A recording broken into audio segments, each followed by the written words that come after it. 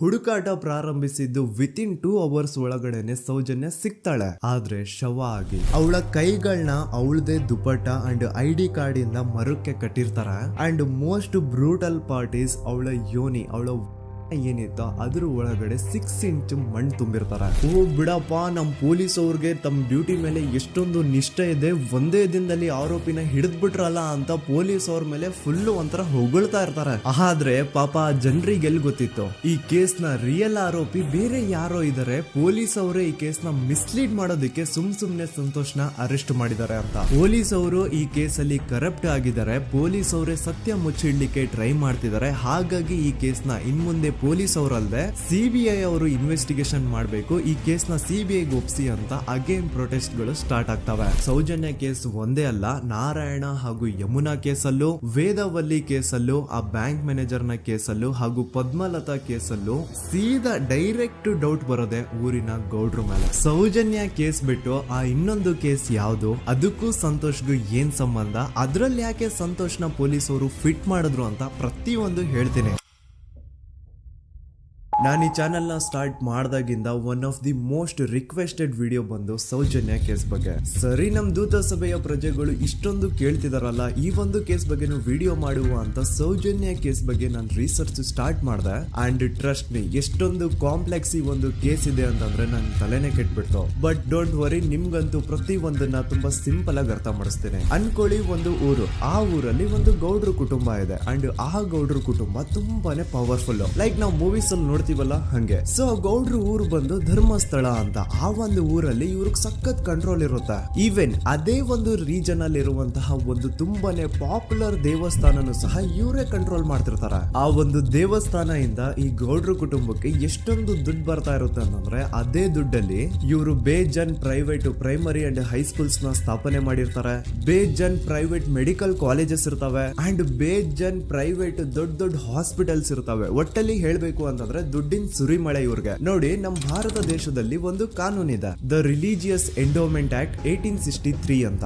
Basically ಈ ಒಂದು ಕಾನೂನು ಏನ್ ಹೇಳುತ್ತೆ ಅಂತಂದ್ರೆ, ಭಾರತದಲ್ಲಿ ಯಾವ್ದೆಲ್ಲ ಹಿಂದೂ ಟೆಂಪಲ್ಸ್ ಇದಾವೋ ಅವೆಲ್ಲ ಗವರ್ಮೆಂಟ್ ಪ್ರಾಪರ್ಟಿ. ಆ ಹಿಂದೂ ಟೆಂಪಲ್ಸ್ ನ ಮ್ಯಾನೇಜ್ಮೆಂಟ್ ಎಲ್ಲ ಗವರ್ಮೆಂಟ್ ಕೈಗೆ ಹೋಗಿ ಗವರ್ಮೆಂಟ್ ಡಿಸೈಡ್ ಮಾಡುತ್ತೆ ಆ ಮ್ಯಾನೇಜ್ಮೆಂಟ್ ಅಲ್ಲಿ ಯಾರ್ ಕೆಲ್ಸಕ್ಕೆ ಇರಬೇಕು, ಯಾರ್ ಕೆಲ್ಸಕ್ಕೆ ಇರಬಾರ್ದು, ಅಂಡ್ ಆ ಟೆಂಪಲ್ ಇಂದ ಬರ್ತಿರುವಂತಹ ಡೊನೇಷನ್ ಅಮೌಂಟ್ ನ ಏನ್ ಮಾಡಬೇಕು ಅಂತ. ಸೊ ಈ ಒಂದು ಕಾನೂನಿನ ಪ್ರಕಾರ ಗವರ್ಮೆಂಟ್ ಇಂಡಿಯಾದಲ್ಲಿ ಇರುವಂತಹ ಆಲ್ಮೋಸ್ಟ್ ಎಲ್ಲಾ ಹಿಂದೂ ಟೆಂಪಲ್ಸ್ ನ ತನ್ನ ಕಂಟ್ರೋಲ್ ಅಲ್ಲಿ ತಗೋತಾ ಇರ್ಬೇಕಾದ್ರೆ ಗವರ್ಮೆಂಟ್ ಅಫಿಷಿಯಲ್ಸ್ ಧರ್ಮಸ್ಥಳ ಶ್ರೀ ಮಂಜುನಾಥ ದೇವಸ್ಥಾನಕ್ಕೂ ರೀಚ್ ಔಟ್ ಮಾಡ್ತಾರೆ. ಅಂಡ್ ಆಗ ಇಷ್ಟು ದಿನ ಟೆಂಪಲ್ ನ ಕಂಟ್ರೋಲ್ ಮಾಡ್ತಿದ್ದಂತಹ ಆ ಗೌಡ್ರ ಕುಟುಂಬ ಏನ್ ಹೇಳುತ್ತೆ ಗೊತ್ತಾ, ಇಲ್ಲ ಇದು ಹಿಂದೂ ಟೆಂಪಲ್ ಅಲ್ಲ, ಇದು ಜೈನ್ ಫ್ಯಾಮಿಲಿಗೆ ಬಿಲಾಂಗ್ ಮಾಡುವಂತಹ ಒಂದು ಪ್ರೈವೇಟ್ ಟೆಂಪಲ್ ಅಂತ ಹೇಳ್ತಾರೆ. ನಾನು ಇಷ್ಟು ದಿನ ಧರ್ಮಸ್ಥಳ ಶ್ರೀ ಮಂಜುನಾಥ ದೇವಸ್ಥಾನ ಒಂದು ಹಿಂದೂ ಟೆಂಪಲ್ ಅಂತ ಅನ್ಕೊಂಡಿದ್ದೆ. ಆದ್ರೆ ಈಗಷ್ಟೇ ನನಗೂ ಗೊತ್ತಾಗಿದ್ದು ಇದು ಹಿಂದೂ ಟೆಂಪಲ್ ಅಲ್ಲ, ಇದು ಒಂದು ಜೈನ್ ಫ್ಯಾಮಿಲಿಗೆ ಬಿಲಾಂಗ್ ಮಾಡುವಂತಹ ಪ್ರೈವೇಟ್ ಜೈನ್ ಟೆಂಪಲ್ ಅಂತ. ಸೊ ಹೀಗಾಗಿ ಗವರ್ಮೆಂಟ್ ಅಫಿಷಿಯಲ್ಸ್ ಏನೂ ಮಾಡಕ್ಕಾಗದೆ ಇವತ್ತಿನವರೆಗೂ ಈ ಒಂದು ಧರ್ಮಸ್ಥಳ ಶ್ರೀ ಮಂಜುನಾಥ ದೇವಸ್ಥಾನನ ಒಂದು ಪ್ರೈವೇಟ್ ಟ್ರಸ್ಟ್ ನಡೆಸ್ಕೊಂಡು ಹೋಗ್ತಿದೆ. ಅಂಡ್ ಆ ಪ್ರೈವೇಟ್ ಟ್ರಸ್ಟ್ ನ ಓನರ್ ಯಾರು, ಅದೇ ಗೌಡ್ರ ಕುಟುಂಬ. ನೋಡಿ, ನಾನು ಈ ವಿಡಿಯೋದಲ್ಲಿ ಯಾರ್ದನ್ನು ರಿಯಲ್ ನೇಮ್ಸ್ ನ ಬಳಸ್ತಿಲ್ಲ. ಪ್ರೀವಿಯಸ್ಲಿ ಬೇರೆ ಯೂಟ್ಯೂಬರ್ಸ್ ತಮ್ಮ ವಿಡಿಯೋಸ್ ಅಲ್ಲಿ ರಿಯಲ್ ನೇಮ್ಸ್ ನ ಬಳಸಿದ್ದಾರೆ ಅನ್ನೋ ಒಂದೇ ಒಂದು ಕಾರಣಕ್ಕೆ ಅವ್ರ ವಿಡಿಯೋಸ್ ನ ಡಿಲೀಟ್ ಮಾಡಿಸಿದ್ದಾರೆ. ಸೊ ಅವ್ರ ಜೊತೆ ಆಗಿದ್ದು ನನ್ ಜೊತೆ ಆಗೋದ್ ಬೇಡ, ಸತ್ಯ ಮುಚ್ಚೋಗೋದು ನನ್ಗೆ ಇಷ್ಟ ಇಲ್ಲ. ಹಾಗಾಗಿ ನಾನಿಲ್ಲಿ ರಿಯಲ್ ನೇಮ್ಸ್ ನ ಬಳಸ್ತಿಲ್ಲ. ಆದ್ರೆ ನಾನು ಯಾರನ್ನ ಪಾಯಿಂಟ್ ಔಟ್ ಮಾಡಿ ಹೇಳ್ತಿದ್ದೀನಿ ಅನ್ನೋದು ಮಾತ್ರ ನಿಮಗೆ ತುಂಬಾ ಕ್ಲಿಯರ್ಲಿ ಅರ್ಥ ಆಗುತ್ತೆ. Don't worry.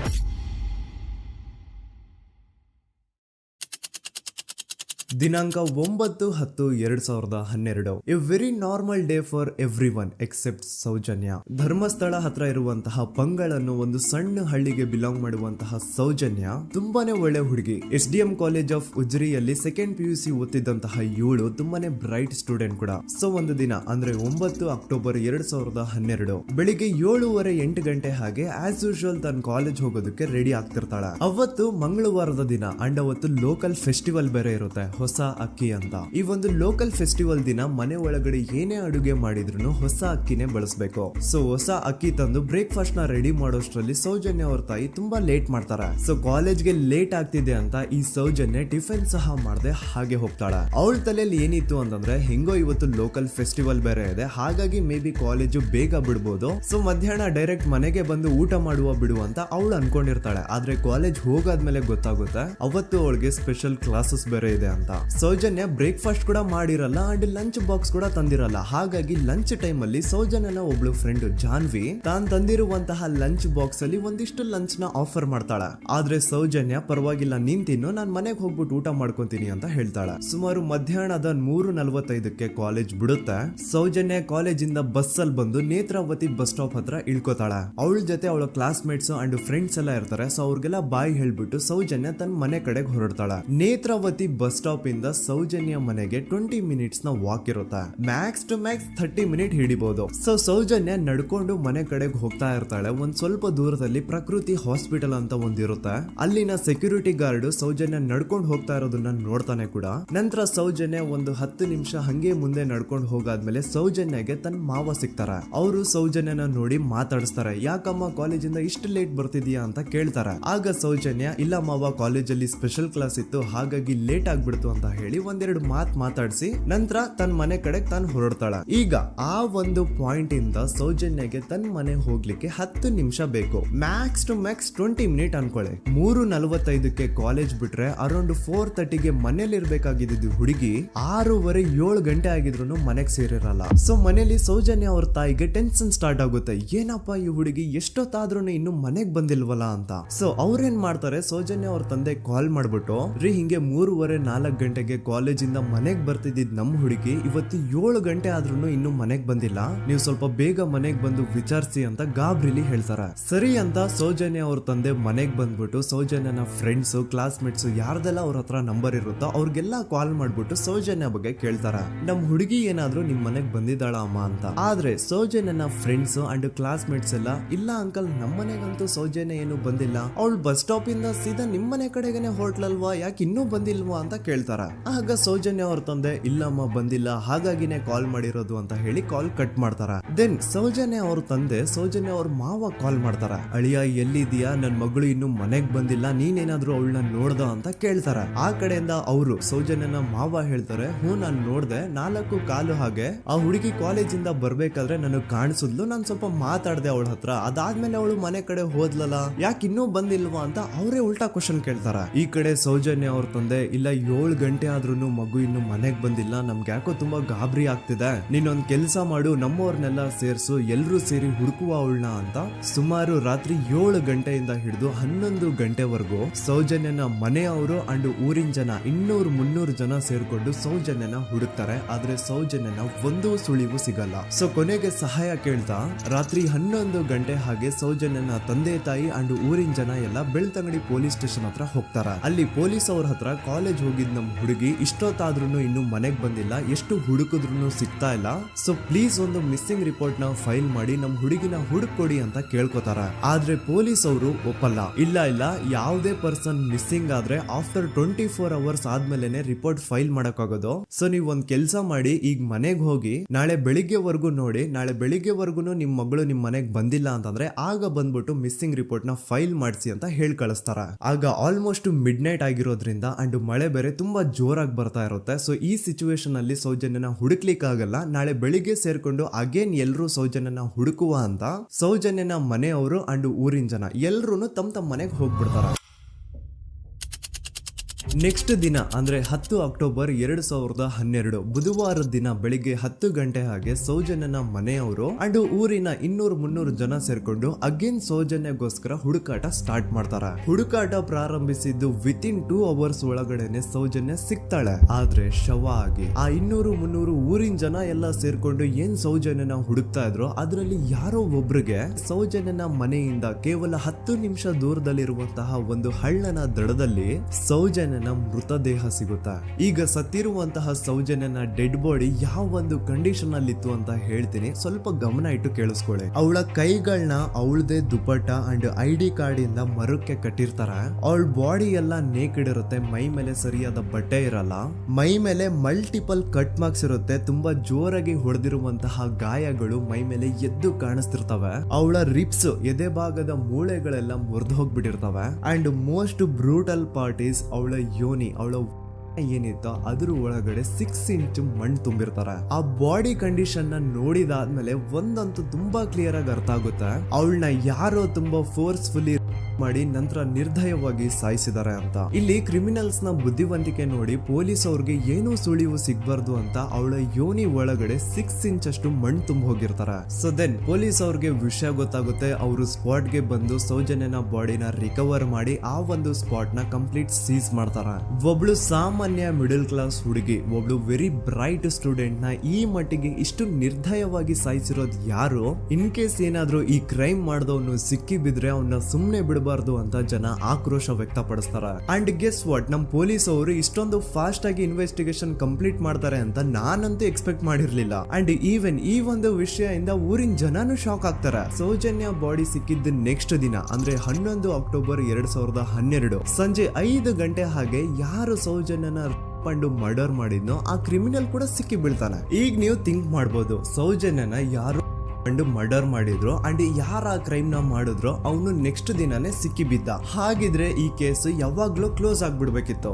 ಆದ್ರೂ ಸ್ಟಿಲ್ ಇವತ್ತಿನ ದಿನವರೆಗೂ ಯಾಕೆ ಈ ಕೇಸ್ ಪದೇ ಪದೇ ನ್ಯೂಸ್ ಅಲ್ಲಿ ಬರುತ್ತೆ ಅಂದ್ರೆ, ನಮ್ ದೂತ ಸಭೆಯ ಪ್ರಜೆಗಳೇ ರೆಡಿ ಆಗಿ, ಆರೋಪಿ ಸಿಕ್ಕಾದ್ಮೇಲೆ ಈ ಕೇಸು ಕ್ಲೋಸ್ ಆಗಿಲ್ಲ. ಆಕ್ಚುಲಿ ಈ ಕೇಸು ಓಪನ್ ಆಗಿದ್ದೆ ಈಗ. ನೋಡಿ, ಸೌಜನ್ಯನ ಬಾಡಿ ಸಿಕ್ಕಿದ್ದು ನೆಕ್ಸ್ಟ್ ದಿನ ಅಂದ್ರೆ 11 ಅಕ್ಟೋಬರ್ 2012. PSI ಯೋಗೇಶ್ ಅವರು ಯಾರನ್ನ ಈ ಕೇಸಲ್ಲಿ ಅರೆಸ್ಟ್ ಮಾಡಿದ್ರು ಅಂದ್ರೆ ಆತನ ಹೆಸರು ಬಂದು ಸಂತೋಷ್ ರಾವ್. 28-29 ವಯಸ್ಸಿರುವಂತಹ Santosh Rao first of all ಧರ್ಮಸ್ಥಳದವನು ಅಲ್ವೇ ಅಲ್ಲ, ಅವನು ಶೃಂಗೇರಿ. ಅವನು ಸಂತೋಷ್ ರಾವ್ ನ ತಂದೆ ಸ್ಕೂಲ್ ಟೀಚರ್ ಅಂಡ್ ತಾಯಿ ಹೌಸ್ ವೈಫ್.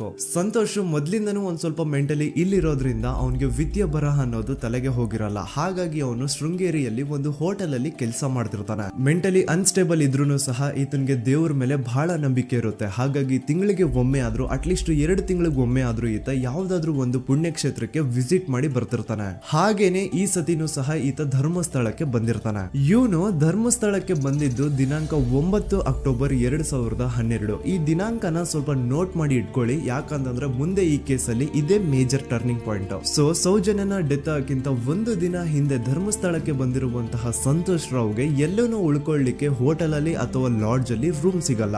ರೀಸನ್ ಇಷ್ಟೇ, ಸಂತೋಷ್ ರಾವ್ ನೋಡ್ಲಿಕ್ಕೆ ಸ್ವಲ್ಪ ಮೆಂಟಲಿ ಅನ್ಸ್ಟೇಬಲ್ ಪರ್ಸನ್ ತರ ಇರ್ತಾನೆ. ಅವನ ಅವತಾರ, ಅವನ ವೇಷಭೂಷಣ ಅಷ್ಟು ಸರಿ ಇರಲ್ಲ. ಹಾಗಾಗಿ ಇವನ್ಗೆ ಯಾವುದೇ ಒಂದು ಹೋಟೆಲ್ ಅಲ್ಲಿ ಅಥವಾ ಲಾಡ್ಜ್ ಅಲ್ಲಿ ಎಲ್ಲಿನೂ ರೂಮ್ ಸಿಗಲ್ಲ. ಸೊ ಉಳ್ಕೊಳ್ಳೋಕೆ ಜಾಗ ಸಿಗದೆ ಇವನೇನ್ ಮಾಡ್ತಾನೆ, ಅಲ್ಲೇ ಹತ್ರದಲ್ಲಿರುವಂತಹ ಬಾಹುಬಲಿ ಬೆಟ್ಟಕ್ಕೆ ಹೋಗಿ ಅಲ್ಲಿರುವಂತಹ ಬಾಹುಬಲಿ ಸ್ಟ್ಯಾಚು ಹತ್ರನೇ ಆಶ್ರಯ ತಗೊಳ್ತಾನೆ. ಅಂಡ್ 1-2 ದಿನ ಅವನು ಅಲ್ಲೇ ಉಳ್ಕೋತಾನೆ ಕೂಡ. ಡೇ ಟೈಮ್ ಅಲ್ಲಿ ಧರ್ಮಸ್ಥಳಕ್ಕೆ ಬಂದು ಧರ್ಮಸ್ಥಳ ಶ್ರೀ ಮಂಜುನಾಥ ದೇವಸ್ಥಾನದಲ್ಲಿದ್ದು ಅಲ್ಲೇ ಪ್ರಸಾದ ಊಟ ಎಲ್ಲ ಮಾಡಿ ನಂತರ ನೈಟ್ ಆಗ್ತಿದ್ದಂಗೆ ಬಾಹುಬಲಿ ಬೆಟ್ಟಕ್ಕೆ ಹೋಗಿ ಆ ಸ್ಟ್ಯಾಚು ಹತ್ರನೇ ಮಲ್ಕೊಳ್ತಿರ್ತಾನೆ. ಸೊ ಒಂದು ದಿನ ಅಂದ್ರೆ 11 ಅಕ್ಟೋಬರ್ 2012 ಸಂಜೆ 5 ಗಂಟೆ ಹಾಗೆ ಈ ಸಂತೋಷ್ ರಾವ್ ತನ್ನ ಪಾಡಿಗೆ ತಾನು ಆ ಬೆಟ್ಟದ ಮೇಲೆ ಕೂತ್ಕೊಂಡು ಸೀನರೀಸ್ ನ ಎಂಜಾಯ್ ಮಾಡ್ತಾ ಇರಬೇಕಾದ್ರೆ ಯಾರೋ ಅದೇ ಊರಿನ 5 ಜನ ಕಿಡಿಗೇಡಿಗಳು ಬಂದು ಇವನ್ ಹತ್ರ ಜಗಳ ತೆಗಿತಾರ.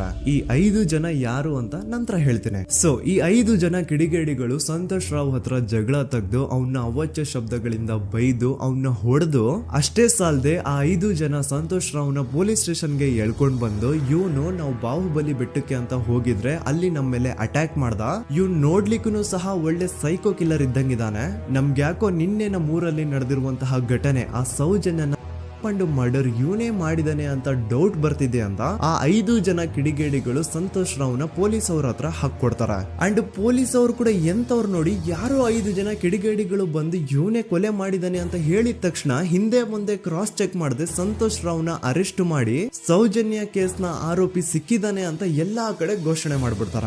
ಜನರಿಗೆ ಈ ಕಡೆ ಒಂಥರ ನೆಮ್ಮದಿ, ಓ ಬಿಡಪ್ಪ ನಮ್ ಪೊಲೀಸ್ ಅವ್ರಿಗೆ ತಮ್ಮ ಡ್ಯೂಟಿ ಮೇಲೆ ಎಷ್ಟೊಂದು ನಿಷ್ಠೆ ಇದೆ, ಒಂದೇ ದಿನದಲ್ಲಿ ಆರೋಪಿನ ಹಿಡಿದ್ಬಿಟ್ರಲ್ಲ ಅಂತ ಪೊಲೀಸ್ ಅವ್ರ ಮೇಲೆ ಫುಲ್ ಒಂಥರ ಹೊಗಳ್ತಾ ಇರ್ತಾರೆ. ಆದ್ರೆ ಪಾಪ ಜನರಿಗೆ ಎಲ್ಲಿ ಗೊತ್ತಿತ್ತು ಈ ಕೇಸ್ ನ ರಿಯಲ್ ಆರೋಪಿ ಬೇರೆ ಯಾರೋ ಇದಾರೆ, ಪೊಲೀಸ್ ಅವರೇ ಈ ಕೇಸ್ ನ ಮಿಸ್ಲೀಡ್ ಮಾಡೋದಕ್ಕೆ ಸುಮ್ನೆ ಸಂತೋಷ್ ನ ಅರೆಸ್ಟ್ ಮಾಡಿದ್ದಾರೆ ಅಂತ. ಸೊ ಸಂತೋಷ್ ರಾವ್ ಒಂದು ಹುಡುಗಿಯ ರೇಪ್ ಅಂಡ್ ಮರ್ಡರ್ ಕೇಸ್ ಅಲ್ಲಿ ಅರೆಸ್ಟ್ ಆಗಿದ್ದಾನೆ ಅನ್ನೋ ವಿಷಯ ಸಂತೋಷ್ ನ ತಾಯಿಗೆ ಗೊತ್ತಾದಾಗ ಅವ್ರ ಪಾಪ ನೋವಲ್ಲಿ ಕುರ್ಗಿ ಸಾಯ್ತಾರ. ಅಂಡ್ ಇನ್ನು ಅವ್ರ ತಂದೆ ಒಂದು ಕಡೆ ಪಾಪ ಹೆಂಡತಿನ ಕಳ್ಕೊಂಡಿರುವಂತಹ ನೋವು, ಇನ್ನೊಂದು ಕಡೆ ಮಗ ನೋಡಿದ್ರೆ ಯಾವ್ದೋ ಫಾಲ್ಸ್ ಕೇಸ್ ಅಲ್ಲಿ ಅರೆಸ್ಟ್ ಆಗಿದ್ದಾನೆ. ಈ ಕಡೆ ಕೇಸ್ ನ ಇನ್ವೆಸ್ಟಿಗೇಷನ್ ನಡೀತಾ ಇದೆ. ಅಂಡ್ ಇಲ್ಲಿ ನಾನು PSI ಯೋಗೇಶ್ ಅವ್ರ ಬಗ್ಗೆ ಅಂತೂ ಮೆನ್ಷನ್ ಮಾಡ್ಲೇಬೇಕು. ಈ ಪೊಲೀಸ್ ಆಫೀಸರು ಗೊತ್ತಿದ್ದು ಈ ತಪ್ಪನ ಮಾಡಿದ್ರು ಅಥವಾ ಗೊತ್ತಿಲ್ದೇನೆ ಈ ತಪ್ಪನ ಮಾಡಿದ್ರು ನನ್ಗಂತೂ ಗೊತ್ತಿಲ್ಲ. ಸೊ ಇವ್ರು ಏನ್ ಮಾಡ್ತಾರೆ ಅಂತಂದ್ರೆ, ಸೌಜನ್ಯನ ಬಾಡಿನ ಪೋಸ್ಟ್ ಮಾರ್ಟಮ್ ಗೆ ಕಳಿಸಿದಾಗ ಡಾಕ್ಟರ್ಸ್ ಹಂಗೋ ಹಿಂಗೋ ಮಾಡಿ ಇಂದ ಕೆಲವೊಂದು ಸ್ಪರ್ಮ್ ನ ಸ್ಯಾಂಪಲ್ಸ್ ಕಲೆಕ್ಟ್ ಮಾಡ್ತಾರೆ. ಅದನ್ನ ಅವರು PSI ಯೋಗೇಶ್ಗೆ ಕೊಟ್ಟು ಇದನ್ನ ವಿತಿನ್ 72 ಅವರ್ಸ್ ಒಳಗಡೆ ಇನ್ನೊಂದು ಲ್ಯಾಬ್ ಗೆ ಸಬ್ಮಿಟ್ ಮಾಡಿ ಅಂತ ತುಂಬಾ ಕ್ಲಿಯರ್ ಆಗಿ ಹೇಳ್ತಾರೆ. ಆದ್ರೆ PSI ಯೋಗೇಶ್ ಆ ಸ್ಪರ್ಮ್ ಸ್ಯಾಂಪಲ್ಸ್ ನ ವಿತಿನ್ 72 ಅವರ್ಸ್ ಒಳಗಡೆ ಲ್ಯಾಬ್ ಕಳ್ಸೋದಿರ್ಲಿ, ಅದನ್ನ 12 ದಿನ ಆದ್ಮೇಲೆ ಲ್ಯಾಬ್ ಕಳಿಸ್ತಾರೆ. ಅಷ್ಟೊತ್ತಿಗೆ ಆಲ್ರೆಡಿ ಆ ಸ್ಪರ್ಮ್ ಸ್ಯಾಂಪಲ್ಸ್ ಗೆಲ್ಲ ಫಂಗಸ್ ಹಿಡಿದು ಅದು ಅನ್ಫಿಟ್ ಫಾರ್ ಟೆಸ್ಟಿಂಗ್ ಅಂತ ಬರುತ್ತೆ. ಈಗ ನೀವೇ ಹೇಳಿ, ಎಂತ ಡಂಬೆಸ್ಟ್ ಪರ್ಸನ್ ಪೊಲೀಸ್ ಆಫೀಸರ್ ಆಗಿದ್ರು ಅವನ ಹತ್ರ ಒಂದು ಮರ್ಡರ್ ಕೇಸ್ ಬಂದಾಗ ಅವನ ಹತ್ರ ಇರೋ ಮೇನ್ ಸಾಕ್ಷಿನೇ, ಮೇನ್ ಎವಿಡೆನ್ಸ್ ಆ ಹುಡುಗಿಯ ಇಂದ ಕಲೆಕ್ಟ್ ಆಗುವಂತಹ ಸ್ಪರ್ಮ್ ಸ್ಯಾಂಪಲ್ಸ್. ಸೊ ಅದನ್ನ ಮೊದಲು ಲ್ಯಾಬ್ ಕಳಿಸಿ ಅದನ್ನ ಐಡೆಂಟಿಫೈ ಮಾಡೋದು ಪೊಲೀಸ್ ಅವರ ಫಸ್ಟ್ ಡ್ಯೂಟಿ. ಆದ್ರೆ ಇಲ್ಲಿ PSI ಯೋಗೇಶ್ ಅವರು ಇದನ್ನೇ ಮರ್ತು ಹೋದ್ರು ಅಂತ ನೋಡಿ. ಯಾವುದೇ ಒಂದು ಕೇಸ್ ಅಲ್ಲಿ ಪೊಲೀಸ್ ಅವರು ಆದಷ್ಟು ಎವಿಡೆನ್ಸ್ ನ ಕಲೆಕ್ಟ್ ಮಾಡೋದಕ್ಕೆ ಟ್ರೈ ಮಾಡ್ತಾರೆ. ಆದ್ರೆ ಈ ಒಂದು ಕೇಸ್ ಅಲ್ಲಿ ಮಾತ್ರ ಪೊಲೀಸ್ ಅವರು ಎವಿಡೆನ್ಸ್ ನ ಕಲೆಕ್ಟ್ ಮಾಡೋ ಬದಲಾಗಿ ಎವಿಡೆನ್ಸ್ ನ ಡಿಸ್ಟ್ರಾಯ್ ಮಾಡೋದ್ರಲ್ಲಿ ಮುಂದೆ ಇದ್ರು. ಅಷ್ಟೇ ಅಲ್ಲದೆ ಈ ಪೊಲೀಸ್ ಆಫೀಸರ್ ಸೇರ್ಕೊಂಡು ಸಂತೋಷ್ ರಾವ್ಗೆ ಸೆಲ್ ಅಲ್ಲಿ ಎಂತ ಟಾರ್ಚರ್, ಎಂತ ಹಿಂಸೆ ಕೊಡ್ತಾರೆ ಅಂದ್ರೆ ನೆನ್ಸ್ಕೊಂಡ್ರೆ ಮೈ ಜುಮ್ ಅನ್ನುತ್ತ. ಹೊಡಿಯೋದು, ಕೆಟ್ಟದಾಗ ಬೈಯೋದು, ಇದೆಲ್ಲ common. Most brutal parties Santosh ರಾವ್ನ ಪ್ಯಾಂಟ್ ಬಿಚ್ಚಿ ಅವನ ಪ್ರೈವೇಟ್ ಪಾರ್ಟ್ ಮೇಲೆ ಬಿಸಿ ಬಿಸಿ ಕುದೀತಾ ಇರುವಂತಹ ನೀರ್ ಚಲ್ತಾರ. ಈ ಕ್ರೈಮ್ ನೀನೇ ಮಾಡಿದ್ಯಾ ಅಂತ ಒಪ್ಕೋ, ಇಲ್ಲ ಅಂತಂದ್ರೆ ನಿನ್ನ ಸೆಲ್ ಒಳಗಡೆನೆ ಸಾಯಿಸ್ಬಿಡ್ತೀವಿ, ನಿನ್ನ ತಂದೆ ತಾಯಿ ಎಲ್ರು ಸಾಯಿಸ್ಬಿಡ್ತೀವಿ ಅಂತ ಬ್ಲಾಕ್ ಮೇಲ್ ಮಾಡ್ತಾರ. ನೋಡಿ, ಸಂತೋಷ್ ರಾವ್ ಜಾಗದಲ್ಲಿ ನನ್ನಂತ ನಿಮ್ಮಂತ ನಾರ್ಮಲ್ ಪರ್ಸನ್ ಯಾರಾದ್ರೂ ಇದ್ದಿದ್ರೆ ಪೊಲೀಸ್ ಅವರು ಕೊಡ್ತಿರುವಂತಹ ಹಿಂಸೆನ ತಡ್ಕೊಳಕ್ಕಾಗದೆ ಆ ಕ್ರೈಮ್ ಮಾಡಿಲ್ಲ ಅಂದ್ರೂ ಮಾಡಿದೀನಿ ಅಂತ ಒಪ್ಕೊಬಿಡ್ತಾ ಇದ್ವಿ. ಆದ್ರೆ ಸಂತೋಷ್ ರಾವ್ ಮೆಂಟಲಿ ಇಲ್ಲಿರೋದೇ ಅವನ್ಗೆ ಅಡ್ವಾಂಟೇಜ್ ಆಗೋಯ್ತು. ಪೊಲೀಸ್ಗಳು ಸಂತೋಷ್ ರಾವ್ಗೆ ಎಷ್ಟೇ ಹೊಡೆದ್ರು, ಎಷ್ಟೇ ಬೈದ್ರು, ಎಷ್ಟೇ ಬ್ಲಾಕ್ ಮೇಲ್ ಮಾಡಿದ್ರು ಸಂತೋಷ್ ರಾವ್ ಬಾಯಲ್ಲಿ ನಾನ್ ಈ ಕ್ರೈಮ್ ನ ಮಾಡಿಲ್ಲ ಅಂತಾನೆ ಬರುತ್ತೆ ಹೊರತು ಆ ಕ್ರೈಮ್ ನ ಅವನು ಒಪ್ಕೊಳ್ಳೋದೇ ಇಲ್ಲ. ದೆನ್ ಕೋರ್ಟ್ ಟ್ರಯಲ್ಸ್ ಸ್ಟಾರ್ಟ್ ಆಗುತ್ತೆ. ಈ ಕ್ರೈಮ್ ನ ಸಂತೋಷೇ ಮಾಡಿದಾನೆ ಅಂತ ಸೌಜನ್ಯ ಕಡೆಯ ಲಾಯರ್ ವಾದ ಮಾಡ್ತಾನೆ. ಅದಕ್ಕೆ ಆಪೋಸಿಟ್ ಆಗಿ ಸಂತೋಷ್ ರಾವ್ ಕಡೆಯಿಂದ ಒಬ್ರು ಲಾಯರ್ ಇಲ್ಲ, ಸಂತೋಷ್ ರಾವ್ ಈ ಕ್ರೈಮ್ ನ ಮಾಡ್ಲಿಕ್ಕೆ ಸಾಧ್ಯನೇ ಇಲ್ಲ ಅಂತ ವಾದ ಮಾಡ್ತಿರ್ತಾರೆ. ಅಂಡ್ ಕೋರ್ಟ್ ಇಂದ ಆಚೆಗಡೆ ಸಂತೋಷ್ ರಾವ್ ನ ಅಗೇನ್ಸ್ಟ್ ಸ್ಟೂಡೆಂಟ್ಸ್ ಪ್ರೊಟೆಸ್ಟ್ ನಡೆಯುತ್ತೆ, ಪಬ್ಲಿಕ್ ಪ್ರೊಟೆಸ್ಟ್ ನಡೆಯುತ್ತೆ. ಅರೆಸ್ಟ್ ಆಗಿರುವಂತಹ ಸಂತೋಷ್ ರಾವ್ಗೆ ಗಲ್ಲಿಗೇರಿಸ್ರಿ ಅಂತ ಅವ್ರು ಡಿಮ್ಯಾಂಡ್ ಮಾಡ್ತಿರ್ತಾರೆ. ಸೊ ಹೀಗೆ ಒಂದು 2-3 ವರ್ಷ ಕಳೆದು ಹೋಗುತ್ತೆ. ನಂತರ ಒಂದು ಕೋರ್ಟ್ ಟ್ರಯಲ್ ಅಲ್ಲಿ ಸಂತೋಷ್ ರಾವ್ ಪರವಾಗಿ ಹೋರಾಡ್ತಿದ್ದಂತಹ ಲಾಯರ್ ಯಾಕೆ ಈ ಕೇಸ್ ಅಲ್ಲಿ ಸಂತೋಷ್ ಆರೋಪಿ ಅಲ್ಲ ಅಂತ ಪ್ರೂವ್ ಮಾಡ್ಲಿಕ್ಕೆ ಕೆಲವೊಂದು ಪಾಯಿಂಟ್ಸ್ ನ ಮುಂದೆ ಇಡ್ತಾರೆ. ಅದೇನಂತಂದ್ರೆ, ಮೊದಲನೇದಾಗಿ ಸಂತೋಷ್ ರಾವ್ ಈ ಕ್ರೈಮ್ ನ ಮಾಡಿದಾನೆ ಅಂತ ಒಬ್ರು ಒಂದೂನು ಐ ವಿಟ್ನೆಸ್ ಇರಲ್ಲ. ಇನ್ನೊಂದೇನು ಅಂತಂದ್ರೆ, ಯಾವೊಂದು ಕಂಡೀಷನ್ ಅಲ್ಲಿ, ಯಾವೊಂದು ಬ್ರೂಟಲ್ ಕಂಡೀಷನ್ ಅಲ್ಲಿ ಸೌಜನ್ಯನ ಬಾಡಿ ಸಿಕ್ಕಿತ್ತೋ ಅದನ್ನ ಗಮನದಲ್ಲಿಟ್ಕೊಂಡು ಸ್ವಲ್ಪ ಪ್ರಾಕ್ಟಿಕಲ್ ಆಗಿ ಥಿಂಕ್ ಮಾಡಿದ್ರೆ ಆ ಒಂದು ಭೀಕರ ಕ್ರೈಮ್ ನ ಒಬ್ನೇ ಮಾಡ್ಲಿಕ್ಕೆ ಸಾಧ್ಯನೇ ಇಲ್ಲ. ಇನ್ನೊಂದು ಪಾಯಿಂಟ್ ಏನು ಅಂತಂದ್ರೆ, ಸೌಜನ್ಯನ ಇಂದ ಪೊಲೀಸ್ ಅವ್ರಿಗೆ ಯಾವುದೇ ಸ್ಪರ್ಮ್ ಸ್ಯಾಂಪಲ್ ಸಿಗ್ಬಾರ್ದು ಅಂತ 6 ಇಂಚು ಅಷ್ಟು ಮಣ್ಣು ಹಾಕಿರ್ತಾರ. ಸೊ ಈಗ ನೀವೇ ಹೇಳಿ, ಮೆಂಟಲಿ ಇಲ್ಲಿರುವಂತಹ ಪರ್ಸನ್ಗೆ ಇಷ್ಟೊಂದು ಬುದ್ಧಿವಂತಿಕೆ ಇರುತ್ತಾ ಅನ್ಕೊಳ್ಳಿ. ಅಷ್ಟೊಂದು ಬುದ್ಧಿವಂತಿಕೆ ಅವ್ನಿಗಿದ್ರೂನು ಆ ಕ್ರೈಮ್ ಮಾಡಾದ್ಮೇಲೆ ಅವನ ಆ ಊರಿಂದ ಓಡ್ ಹೋಗ್ಬೋದಾಗಿತ್ತು. ಆದ್ರೆ ಮತ್ತ್ಯಾಕೆ ಅವನು ಅದೇ ಊರಲ್ಲೇ ಇರ್ತಾನೆ. ಅಂಡ್ ಸೌಜನ್ಯ ಕೊನೆಯದಾಗಿ ಪ್ರಕೃತಿ ಹಾಸ್ಪಿಟಲ್ ಮುಂದ್ಗಡೆಯಿಂದ ನಡ್ಕೊಂಡು ಹೋಗ್ತಾ ಇರ್ಬೇಕಾದ್ರೆ ಆ ಪ್ರಕೃತಿ ಹಾಸ್ಪಿಟಲ್ ನ ಸೆಕ್ಯೂರಿಟಿ ಗಾರ್ಡ್ ನೋಡ್ತಾನೆ. ಅಂಡ್ ಪ್ರಕೃತಿ ಹಾಸ್ಪಿಟಲ್ ನ ಆಚೆಗಡೆ CCTV ಕ್ಯಾಮರಾನು ಇರುತ್ತೆ. ಸಡನ್ಲಿ ಆ CCTV ಫುಟೇಜ್ ಕೂಡ ಕಾಣೆ ಆಗ್ಬಿಡುತ್ತಾ. ಇನ್ನೊಂದೇನು ಅಂತಂದ್ರೆ, ಸೌಜನ್ಯ ಮರ್ಡರ್ ಆಗಿದ್ದು ನೆಕ್ಸ್ಟ್ ದಿನಾನೇ ಪೊಲೀಸ್ ಅವರು ಆರೋಪಿನ ಹಿಡಿದ್ರು. ಸೊ ಹಾಗಿದ್ದಾಗ ಆ ಕಲೆಕ್ಟ್ ಮಾಡಿರುವಂತಹ ಸ್ಪರ್ಮ್ ಸ್ಯಾಂಪಲ್ಸ್ ನ ಲ್ಯಾಬ್ ಗೆ ಕಳಿಸಿ ಇವನೇ ಆರೋಪಿ ಅಂತ ಕನ್ಫರ್ಮ್ ಮಾಡೋ ಬದಲಾಗಿ ಯಾಕೆ ಪೊಲೀಸ್ ಅವರು ಆ ಸ್ಪರ್ಮ್ ಸ್ಯಾಂಪಲ್ಸ್ ನ ತಮ್ಮ ಹತ್ರನೇ ಇಟ್ಕೊಂಡು 12 ದಿನವರೆಗೂ ಅದಕ್ಕೆ ಫಂಗಸ್ ಹಿಡಿಯೋವರೆಗೂ ಕಾದು ಆಮೇಲೆ ಅದನ್ನ ಲ್ಯಾಬ್ ಕಳಿಸಿದ್ರು. ಅಂಡ್ ಮೇನ್ ಇಂಪಾರ್ಟೆಂಟ್ ಆಗಿ ಸಂತೋಷ್ ರಾವ್ಗೆ ಒಂದು ಗುಪ್ತ ರೋಗ ಇರುತ್ತೆ, ಅದೇ ಫಿಮೋಸಿಸ್ ಅಂತ. ಈ ಕಾಯಿಲೆ ಏನು ಅಂತ ನಾನು ಈ ವಿಡಿಯೋದಲ್ಲಿ ಡೀಟೇಲ್ಡ್ ಆಗಿ ಎಕ್ಸ್ಪ್ಲೈನ್ ಮಾಡ್ಲಿಕ್ಕೆ ಆಗಲ್ಲ. ಜಸ್ಟ್ ತಿಳ್ಕೊಳ್ಳಿ, ಈ ಒಂದು ಕಾಯಿಲೆ ಇರೋರು ಇಂಟಿಮಸಿ ಮಾಡ್ಲಿಕ್ಕೆ ಆಗಲ್ಲ. ಇನ್ ಕೇಸ್ ಮಾಡಿದ್ರು ಅವರು ಸುಖ ಅಲ್ಲ ನರಕ ಕಾಣ್ತಾರ. ಸೊ ಇಷ್ಟೆಲ್ಲ ವ್ಯಾಲಿಡ್ ಪಾಯಿಂಟ್ಸ್, ಇಷ್ಟೆಲ್ಲ ಫ್ಯಾಕ್ಟ್ಸ್ ಕಣ್ ಮುಂದೆ ಇರಬೇಕಾದ್ರೆ ಸ್ಟಿಲ್ ಪೊಲೀಸ್ ಅವರು ಯಾಕೆ ಈ ಕ್ರೈಮ್ ನ ಸಂತೋಷ್ ರಾವೇ ಮಾಡಿದಾನೆ ಅಂತ ಇವನ್ ಹಿಂದೆ ಬಿದ್ದಿದ್ದಾರೆ. ಯಾಕೆ ಅವರು ಈ ಕ್ರೈಮ್ ಇವನ್ ಬಿಟ್ರೆ ಬೇರೆ ಯಾರಾದ್ರೂ ಮಾಡಿರ್ಬೋದಲ್ಲ ಅಂತ ಆ ಆಂಗಲ್ ಅಲ್ಲಿ ಇನ್ವೆಸ್ಟಿಗೇಷನ್ ಮಾಡ್ತಿಲ್ವಲ್ಲ ಅಂತ ಪೊಲೀಸ್ ಅವರ ಇನ್ವೆಸ್ಟಿಗೇಷನ್ ಮೇಲೆ ಈಗ ಕ್ವಶನ್ ಬರುತ್ತೆ. So after hearing all of this, ಎಲ್ಲರಿಗೂ ಈಗ ಪೊಲೀಸ್ ಅವರ ಇನ್ವೆಸ್ಟಿಗೇಷನ್ ಇನ್ವೆಸ್ಟಿಗೇಷನ್ ಮೇಲೆ ಡೌಟ್ ಬರುತ್ತೆ. ಅಂಡ್ ಈವನ್ ಸೌಜನ್ಯ ಅವ್ರ ಮನೆಯವರು ಕೂಡ ನಿಜವಾದ ಆರೋಪಿ ಸಂತೋಷ್ ಅಲ್ಲ ಅಂತ ತಮ್ಮ ಅಭಿಪ್ರಾಯನ ವ್ಯಕ್ತಪಡಿಸ್ತಾರೆ. ಆಗ ಅಲ್ಲಿವರೆಗೂ ಸಂತೋಷ್ ರಾವ್ನ ಗಲ್ಲಿಗೇರಿಸಿ ಅಂತ ಏನು student protest and public protest ಎಲ್ಲ ನಡೀತಾ ಇತ್ತು, ಈಗ ಅದೆಲ್ಲ ನಿಂತು ಹೋಗಿ ಎಲ್ಲಾ ಹೇಟ್ ರೇಟ್ ಪೊಲೀಸ್ ಅವ್ರ ಕಡೆಗೆ ಹೋಗುತ್ತೆ. ಪೊಲೀಸ್ ಅವರು ಈ ಕೇಸಲ್ಲಿ ಕರಪ್ಟ್ ಆಗಿದ್ದಾರೆ, ಪೊಲೀಸ್ ಅವರೇ ಸತ್ಯ ಮುಚ್ಚಿಡ್ಲಿಕ್ಕೆ ಟ್ರೈ ಮಾಡ್ತಿದ್ದಾರೆ. ಹಾಗಾಗಿ ಈ ಕೇಸ್ನ ಇನ್ಮುಂದೆ ಪೊಲೀಸ್ ಅವರಲ್ಲದೆ ಸಿಬಿಐ ಅವರು ಇನ್ವೆಸ್ಟಿಗೇಷನ್ ಮಾಡಬೇಕು, ಈ ಕೇಸ್ನ ಸಿಬಿಐ ಒಪ್ಸಿ ಅಂತ ಅಗೇನ್ ಪ್ರೊಟೆಸ್ಟ್ ಗಳು ಸ್ಟಾರ್ಟ್ ಆಗ್ತವೆ. ಸೊ ಧರ್ಮಸ್ಥಳದಲ್ಲಿ ಇಷ್ಟೊಂದು ಹೋರಾಟಗಳಾಗ್ತಿದಾವೆ, ಒಬ್ಳು ಹುಡುಗಿ ಜೊತೆ ಇಷ್ಟೊಂದು ಅನ್ಯಾಯ ಆಗಿದೆ, ಆದ್ರೂ ಸಹ ಧರ್ಮಾಧಿಕಾರಿ ಏನು ಮಾತೇ ಆಡ್ತಿಲ್ವಲ್ಲ ಈ ಹುಡುಗಿ ಬಗ್ಗೆ ಅಂತ ಜನರು ಪ್ರಶ್ನೆ ಮಾಡಿದಾಗ ಆಗ ಧರ್ಮಾಧಿಕಾರಿನೂ ಜನರು ಮುಂದೆ ಬಂದ್ಬಿಟ್ಟು ಈ ಕೇಸ್ನ ಸಿಬಿಐ ಒಪ್ಸಿ ಅಂತ ಹೋರಾಟ ಮಾಡ್ತಾರ. ನಂತರ ಈ ಒಂದು ಕೇಸು ಪೊಲೀಸ್ ಅವರಿಂದ ಸಿಬಿಐ ಕೈಗೆ ಹೋಗುತ್ತೆ. ಸಿಬಿಐ ಕೈಗೆ ಹೋಗಿದ ತಕ್ಷಣ ಇಲ್ಲೇನು ಸತ್ಯ ಹೊರಗೆ ಬಂದಿಲ್ಲ. ಆ ಸಿಬಿಐ ಅವರು 3-4 ವರ್ಷ ಟೈಮ್ ತಗೊಂಡು ಮತ್ತೆ ಈ ಒಂದು ಕೇಸ್ನ ರೀ ಇನ್ವೆಸ್ಟಿಗೇಷನ್ ಮಾಡ್ತಾರ. ಆದ್ರೆ ಅಲ್ಲೇನು ಇನ್ವೆಸ್ಟಿಗೇಷನ್ ಮಾಡ್ಲಿಕ್ಕೆ ಉಳ್ದೇ ಇರಲ್ಲ. ಆ ಪೊಲೀಸ್ ಅವರು ಅವ್ರ ಕೈಯಲ್ಲಿ ಈ ಕೇಸು ಇದ್ದಷ್ಟು ದಿನ ಎಷ್ಟಾಗುತ್ತೋ ಅಷ್ಟು ಎವಿಡೆನ್ಸ್ ನ ಡಿಸ್ಟ್ರಾಯ್ ಮಾಡ್ಬಿಟ್ಟಿರ್ತಾರ. ಸೊ ಹಾಗಾಗಿ ಅಲ್ಲಿ ಸಿಬಿಐ ಅವ್ರಿಗೆ ಇನ್ವೆಸ್ಟಿಗೇಷನ್ ಮಾಡ್ಲಿಕ್ಕೆ ಏನ್ ಉಳ್ದೇ ಇರಲ್ಲ. ಆದ್ರೂ ಸ್ಟಿಲ್ ಅವರು 3-4 ಇಯರ್ಸ್ ಟೈಮ್ ತಗೊಂಡು ನಂತರ ಫೈನಲಿ ಒಂದು ರಿಪೋರ್ಟ್ ನ ಕೋರ್ಟ್ ಗೆ ಸಬ್ಮಿಟ್ ಮಾಡ್ತಾರ. ಅಂಡ್ ಸಿಬಿಐ ಅವರು ಕೋರ್ಟ್ ಗೆ ಸಬ್ಮಿಟ್ ಮಾಡಿರುವಂತಹ ಆ ಒಂದು ರಿಪೋರ್ಟ್ ಅಲ್ಲಿ ಏನಿತ್ತು ಅಂದ್ರೆ ಸಿಬಿಐ ಇನ್ವೆಸ್ಟಿಗೇಷನ್ ಕನ್ಫರ್ಮ್ಸ್ ದಟ್ ಈ ಒಂದು ಕ್ರೈಮ್ ನ ಸಂತೋಷ್ ರಾವ್ ಮಾಡಿದಾನೆ ಅಂತ. ಆದ್ರೆ ಐರಾನಿ ಈಸ್ ಇದೇ ಒಂದು ರಿಪೋರ್ಟ್ ಅಲ್ಲಿ ಇವ್ರು ಏನ್ ಹೇಳ್ತಾರೆ ಅಂದ್ರೆ ಅವ್ರಿಗೆ ಯಾವುದೇ ತರ ಎವಿಡೆನ್ಸ್ ಸಿಕ್ಕಿಲ್ಲ ಅಂತ. ಯಾಕಂದ್ರೆ ಈ ಸೌಜನ್ಯ ಕೇಸು ಪೊಲೀಸ್ ಅವ್ರ ಕೈಯಲ್ಲಿ ಇದ್ದಾಗ ಪೊಲೀಸ್ ಅವರು ತಮ್ಮ ನಿರ್ಲಕ್ಷ್ಯದಿಂದ ಎಲ್ಲಾ ಎವಿಡೆನ್ಸ್ ನ ಕಳ್ಕೊಂಡ್ಬಿಟ್ಟಿರ್ತಾರ. ಅಂತದ್ರಲ್ಲಿ ಯಾವ ಒಂದು ಆಧಾರದ ಮೇಲೆ ಇವರು ಸಂತೋಷ್ ರಾವ್ ಈ ಕ್ರೈಮ್ ನ ಮಾಡಿದ್ದಾರೆ ಅಂತ ಕ್ವಶನ್ ಮಾಡಿದಾಗ ಸಿಬಿಐ ಅವ್ರ ಕಡೆಯಿಂದ ನೋ ಆನ್ಸರ್. ನೋಡಿ, ಮೊದ್ಲು ಈ ಒಂದು ಕೇಸ್ ನ ಪೊಲೀಸ್ ಅವರು ಇನ್ವೆಸ್ಟಿಗೇಷನ್ ಮಾಡಿ ನಂತರ ಈ ಒಂದು ಕೇಸು ಸಿಬಿಐ ಅವ್ರ ಕೈಗೆ ಹೋಗಿ ಅವರು 3-4 ವರ್ಷ ಟೈಮ್ ತಗೊಂಡು ಇನ್ವೆಸ್ಟಿಗೇಷನ್ ಮಾಡಿ ದೆನ್ ಫೈನಲ್ ರಿಪೋರ್ಟ್ ನ ಕೋರ್ಟ್ ಗೆ ಸಬ್ಮಿಟ್ ಮಾಡೋಷ್ಟ್ರಲ್ಲಿ ಸುಮಾರು 5-6 ವರ್ಷ ಕಳೆದು ಹೋಗಿರುತ್ತೆ. ಅಂಡ್ ಸ್ಟಿಲ್ ಈ ಒಂದು ಕೇಸಲ್ಲಿ ಏನೂ ಕನ್ಕ್ಲೂಷನ್ ಸಿಕ್ಕಿರಲ್ಲ. ಎವ್ರಿ ಇಯರ್ ಸೌಜನ್ಯನ ಬರ್ತ್ಡೇ ಇದ್ದಾಗ ಅಥವಾ ತಿಥಿ ಇದ್ದಾಗ ಅವಳನ್ನ ನೆನೆಸ್ಕೊಂಡು ಅವಳ ಹೆಸರಲ್ಲಿ public protest and student protest ನಡೀತಾನೆ ಇರ್ತವೆ. ಸೊ ಒಂದು ದಿನ ಈ ಒಂದು ಪ್ರೊಟೆಸ್ಟ್ ಗಳ ನ್ಯೂಸ್ ಗಿರೀಶ್ ಮುಟ್ಟಣ್ಣನವರ ಗಮನಕ್ಕೆ ಬರುತ್ತೆ.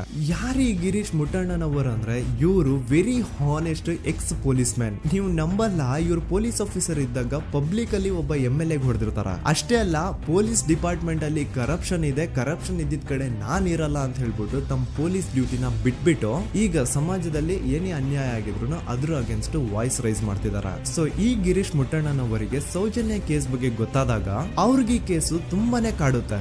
ಅಲ್ಲ, ಇಷ್ಟೊಂದು ವರ್ಷಗಳಾಗೋಯ್ತು ಆ ಹುಡುಗಿ ಜೊತೆ ಅನ್ಯಾಯ ಆಗಿ, ಸ್ಟಿಲ್ ಈ ಒಂದು ಕೇಸ್ ನ ಕನ್ಕ್ಲೂಷನ್ ಸಿಕ್ತಿಲ್ವಲ್ಲ, ಏನ್ ನಡೀತಿದೆ ಧರ್ಮಸ್ಥಳದಲ್ಲಿ ಅರ್ಥ ಆಗ್ತಿಲ್ವಲ್ಲ ಅಂತ ಈ ಗಿರೀಶ್ ಅವರು ತಮ್ಮ ಹಳೆ ಪೊಲೀಸ್ ಕಾಂಟ್ಯಾಕ್ಟ್ಸ್ ನ ಯೂಸ್ ಮಾಡ್ಕೊಂಡು ಆ ಸೌಜನ್ಯ ಕೇಸ್ ಫೈಲ್ ನ ಒಂದು ಕಾಪಿನ ತಮ್ಮ ಹತ್ರ ತರಿಸ್ಕೋತಾರ. ಆ ಒಂದು ಕೇಸ್ ಫೈಲ್ ಅಲ್ಲಿ ಸೌಜನ್ಯ ಬಗ್ಗೆ ಅಷ್ಟೇ ಅಲ್ಲದೆ ಸಂತೋಷ್ ರಾವ್ ಬಗ್ಗೆನೂ ಇನ್ಫಾರ್ಮೇಶನ್ ಇರುತ್ತೆ. ಅಂಡ್ ಗಿರೀಶ್ ಅವರು ಸಂತೋಷ್ ಬಗ್ಗೆ ಇರುವಂತಹ ಇನ್ಫಾರ್ಮೇಶನ್ ನೋಡ್ತಾ ಇರ್ಬೇಕಾದ್ರೆ ಅವರು ಒಂದು ವಿಷಯನ ನೋಟಿಸ್ ಮಾಡ್ತಾರ. ಅದೇನಂತಂದ್ರೆ ಪೊಲೀಸ್ ಅವರು ಸಂತೋಷ್ ರಾವ್ನ ಬರೀ ಸೌಜನ್ಯ ಕೇಸಲ್ಲಿ ಒಂದೇ ಫಿಟ್ ಮಾಡಿರಲ್ಲ, ಸೌಜನ್ಯ ಸಾಯೋಕ್ಕಿಂತ 20 ದಿನ ಹಿಂದೆ ಧರ್ಮಸ್ಥಳದಲ್ಲೇ ನಡೆದಿರುವಂತಹ ಒಂದು ಕ್ರೈಮ್ ಅಲ್ಲಿನೂ ಸಹ ಸಂತೋಷ್ ರಾವ್ ಆರೋಪಿ ಅಂತ ಮೆನ್ಷನ್ ಮಾಡಿರ್ತಾರ. ಸೊ ಸೌಜನ್ಯ ಕೇಸ್ ಬಿಟ್ಟು ಆ ಇನ್ನೊಂದು ಕೇಸ್ ಯಾವುದು, ಅದಕ್ಕೂ ಸಂತೋಷ್ಗೂ ಏನ್ ಸಂಬಂಧ, ಅದ್ರಲ್ಲಿ ಯಾಕೆ ಸಂತೋಷ್ನ ಪೊಲೀಸ್ ಅವರು ಫಿಟ್ ಮಾಡಿದ್ರು ಅಂತ ಪ್ರತಿಯೊಂದು ಹೇಳ್ತೀನಿ. ಆದ್ರೆ ನಾನಿಲ್ಲಿ ಯಾರ್ದು ರಿಯಲ್ ನೇಮ್ಸ್ ನ ಬಳಸಲ್ಲ. ಯಾಕಂದ್ರೆ ಮುಂದೆ ಕೇಸಲ್ಲಿ ತುಂಬಾ ದೊಡ್ಡ ಪವರ್ಫುಲ್ ವ್ಯಕ್ತಿಗಳ ಹೆಸರುಗಳು ಬರ್ತವೆ. ಅಂಡ್ ನನ್ ವಿಡಿಯೋ ಯೂಟ್ಯೂಬ್ ಇಂದ ಡಿಲೀಟ್ ಆಗೋದು ನನ್ಗೆ ಇಷ್ಟ ಇಲ್ಲ. ಹಾಗಾಗಿ ನಾನಿಲ್ಲಿ ಯಾರ್ದು ರಿಯಲ್ ನೇಮ್ಸ್ ನ ಬಳಸ್ತಿಲ್ಲ. ಬಟ್ ಯಾರ ಬಗ್ಗೆ ಹೇಳ್ತಿದ್ದೀನಿ ಅಂತ ಒಂದ್ ಸ್ವಲ್ಪ ನೀವೇ ಅರ್ಥ ಮಾಡ್ಕೊಳ್ಳಿ. ನೋಡಿ, ಧರ್ಮಸ್ಥಳದಲ್ಲಿ ಮಾಫಿಯಾ ಕೈಂಡ್ ಆಫ್ ನಡೆಸ್ತಿರುವಂತಹ ಒಂದು ವೆರಿ ಪವರ್ಫುಲ್ ಗೌಡ್ರು ಕುಟುಂಬ ಇದೆ. ಇವ್ರ ಹತ್ರ ಬೇಜನ್ ಆಸ್ತಿ, ಬೇಜನ್ ದುಡ್ಡು, ಬೇಜನ್ ಪವರ್, ಬೇಜನ್ ಇನ್ಫ್ಲೂಯೆನ್ಸ್ ಎಲ್ಲಾನು ಇದೆ. ಆ ಊರಲ್ಲಿ ಈ ಗೌಡ್ರು ಕುಟುಂಬದ್ದು ಎಷ್ಟೊಂದು ಕಂಟ್ರೋಲ್ ಇದೆ ಅಂತಂದ್ರೆ ಅವ್ರನ್ನ ಎದುರು ಹಾಕೊಳ್ಳೋರೆ ಯಾರು ಇಲ್ಲ. ಅಂಡ್ ಈ ಒಂದು ಗೌಡ್ರು ಕುಟುಂಬ ಒಂದು ಪ್ರೈವೇಟ್ ಟ್ರಸ್ಟ್ ಹೆಸರಲ್ಲಿ ಒಂದು ವೆರಿ ಪಾಪ್ಯುಲರ್ ದೇವಸ್ಥಾನನ ಸುಮಾರು ವರ್ಷಗಳಿಂದ ತಲೆ ಮಾರುಗಳಿಂದನೂ ನಡ್ಸ್ಕೊಂಡ್ ಬಂದಿರ್ತಾರ. ಅದೇ ಒಂದು ದೇವಸ್ಥಾನದಲ್ಲಿ 60 ವರ್ಷ ವಯಸ್ಸಾಗಿರುವಂತಹ ನಾರಾಯಣ ಅನ್ನೋ ಒಬ್ಬ ವ್ಯಕ್ತಿ ಮಾವುತನಾಗಿ ಕೆಲಸ ಮಾಡ್ತಿರ್ತಾನೆ. ನಾರಾಯಣ ಅವ್ರ ತಂದೆನೂ ಅದೇ ದೇವಸ್ಥಾನದಲ್ಲಿ ಮಾವುತಾಗಿ ಕೆಲಸ ಮಾಡ್ತಾ ಇದ್ರು, ಅವ್ರ ತಂದೆನೂ ಅದೇ ದೇವಸ್ಥಾನದಲ್ಲಿ ಮಾವುತಾಗಿ ಕೆಲಸ ಮಾಡ್ತಾ ಇದ್ರು. ಸೊ ಹೀಗೆ ತಲೆ ಮಾರುಗಳಿಂದ ಮಾವುತಾಗಿನೇ ನಾರಾಯಣನ ಕುಟುಂಬ ಆ ಒಂದು ದೇವಸ್ಥಾನದಲ್ಲಿ ಕೆಲಸ ಮಾಡ್ತಾ ಇರುತ್ತೆ. ಸೊ ಒಮ್ಮೆ ತುಂಬಾ ವರ್ಷಗಳ ಹಿಂದೆ ನಾರಾಯಣ ಅವ್ರ ತಂದೆ ಆ ದೇವಸ್ಥಾನದಲ್ಲಿ ಮಾವುತಾಗಿ ಕೆಲಸ ಮಾಡ್ತಾ ಇರ್ಬೇಕಾದ್ರೆ ಆಗಿನ ದೇವಸ್ಥಾನದ ಧರ್ಮಾಧಿಕಾರಿ ಆ ಮಾವುತನ ಕೆಲ್ಸದ ಮೇಲೆ ಇರುವಂತಹ ನಿಷ್ಠೆ, ಅವನ ನಿಯತ್ತು ಅಂಡ್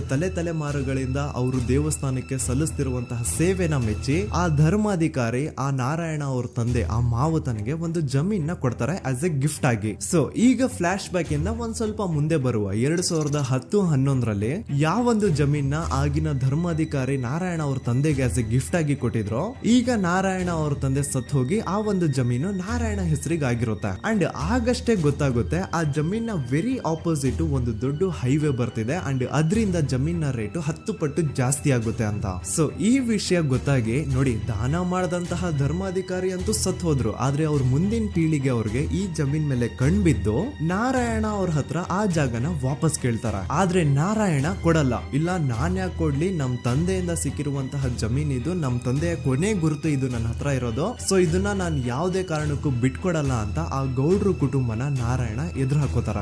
ಆಗ ಗೌಡ್ರು ಕುಟುಂಬದವ್ರಿಗೆ ಕೋಪ ಬಂದು ಅವ್ರೇನ್ ಮಾಡ್ತಾರೆ ಅಂದ್ರೆ ನಾರಾಯಣ ಮನೆಗೆ ನೀರಿನ ಸಪ್ಲೈ ಇರುತ್ತಲ್ವಾ ಅದನ್ನ ಬಂದ್ ಮಾಡ್ತಾರ, ಎಲೆಕ್ಟ್ರಿಸಿಟಿ ಸಪ್ಲೈನು ಕಟ್ ಆಫ್ ಮಾಡ್ತಾರ, ಊರಲ್ಲಿರುವಂತಹ ಎಲ್ಲಾ ಚರಂಡಿಗಳನ್ನ ಕ್ಲೀನ್ ಮಾಡಿ ಆ ಕಸ ಏನಿರುತ್ತೋ ಅದನ್ನ ತಂದು ನಾರಾಯಣ ಮನೆ ಮುಂದೆ ಹಾಕ್ತಾರ. ಇಷ್ಟೇ ಅಲ್ಲ, ನಾರಾಯಣ ಅವ್ರ ಹೆಂಡತಿ ಮಕ್ಕಳು ಎಲ್ಲಾದ್ರೂ ಆಚೆ ಹೋಗ್ತಾ ಬರ್ತಾ ಇದ್ರೆ ಅವ್ರನ್ನ ಕೆಟ್ಟದಾಗ ಬೈಯೋದು, ಹೊಡ್ಕೊಳ್ಳೋದು, ಬಡ್ಕೊಳ್ಳೋದೆಲ್ಲ ಮಾಡ್ತಿರ್ತಾರ. ಇಷ್ಟೆಲ್ಲ ಆಗ್ತಾ ಇದ್ರು ಸ್ಟಿಲ್ ನಾರಾಯಣ ಮಾತ್ರ ಆ ಜಾಗನ ಬಿಟ್ಕೊಡಲ್ಲ. ಆ ಜಾಗದಗೋಸ್ಕರ ನೀನ್ ಬೇಕಿದ್ರೆ ಇದನ್ನೆಲ್ಲ ಸಹಿಸ್ಕೊಂಡಿರಪ್ಪ, ನಮ್ ಕೈಲಂತೂ ಆಗಲ್ಲ ಅಂತ ನಾರಾಯಣನ ಹೆಂಡತಿ ಮಕ್ಕಳು ಅವನ್ನ ಬಿಟ್ಟು ಬೇರೆ ಊರಿಗೆ ಹೋಗ್ಬಿಡ್ತಾರ. ಈಗ ಮನೆಯಲ್ಲಿ ನಾರಾಯಣ ಅಂಡ್ 45 ವರ್ಷ ವಯಸ್ಸಿರುವಂತಹ ನಾರಾಯಣ ಅವ್ರ ತಂಗಿ ಯಮುನಾ ಅವ್ರು ಮಾತ್ರ ಇಬ್ರೇ ಇರ್ತಾ ಇದ್ರು.